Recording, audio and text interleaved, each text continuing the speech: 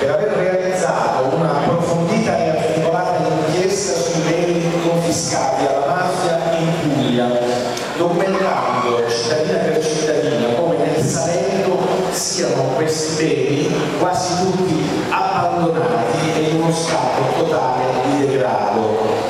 E quindi prendiamo l'assessore nel premiare di dirci qualcosa a questo proposito.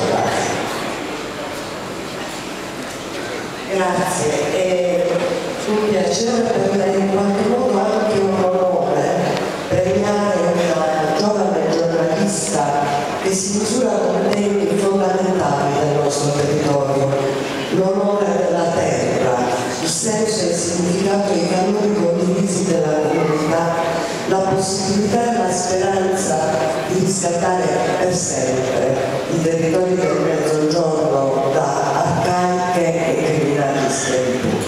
Io voglio ringraziare il collegio di tutto cuore, non soltanto gli organizzatori di un premio che si titola Campione e nel nome di Campione richiama i valori fondamentali della comunità, ovvero l'obbligo, il bisogno dell'informazione, alimenti i valori di condivisione della comunità, ma vorrei, se me lo si permette, anche ringraziare in particolare il segretario nazionale dell'Ordine per le parole illuminate che ha saputo dire.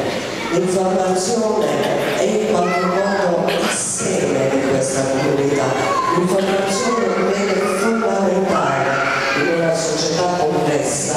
In assenza di un'informazione libera, vera e autonoma c'è una regressione drammatica dei valori della civiltà. Per cui ai giornalisti e alle giornaliste, ai giovani, ai ragazzi e alle ragazze che si misurano negli occhi e hanno il desiderio di guardare avanti, gli auguri della Regione anche a nome del suo Presidente e da parte mia, che sono vecchio anziana, il senso di una profondissima solidarietà. Noi abbiamo